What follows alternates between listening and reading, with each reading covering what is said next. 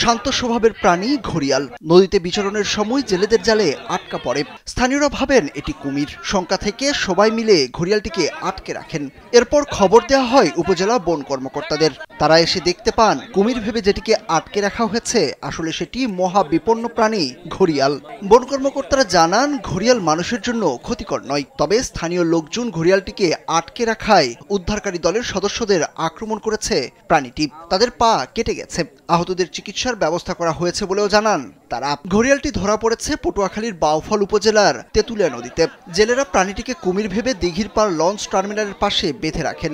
শনিবার বিকেল 4টার দিকে তেঁতুলিয়া নদীর ধুলিয়া পয়েন্টে ঘড়িয়ালটি আটকা পড়ে। জীবনকে উপভোগ করার সব আয়োজনকে একটি নিশ্চিন্ত কমিউনিটি লিভিং নিশ্চিত করছে রূপায়ণ সিটি উত্তরা। বাংলাদেশ বন অধিদপ্তরের বন্যপ্রাণী ও জীববৈচিত্র্য সংরক্ষণ কর্মকর্তা এবং তরুণ বন্যপ্রাণী গবেষক জোহরা মিলা জানান, ঘড়িয়াল খুবই শান্ত স্বভাবের ও লাজুক প্রাণী।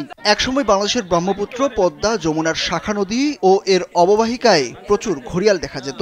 তবে বাসস্থান ধ্বংস, মাছ ধরার কারেন্ট জাল আটকে মৃত্যু, নদীতে ইঞ্জিন চালিত অতিরিক্ত যান চলাচল সহ নানা কারণে গত 60 বছরে ঘড়িয়ালের সংখ্যা দ্রুত গতিতে কমে গেছে। বর্তমানে প্রাণীটি পৃথিবী থেকে প্রায় হারিয়ে যেতে বসেছে।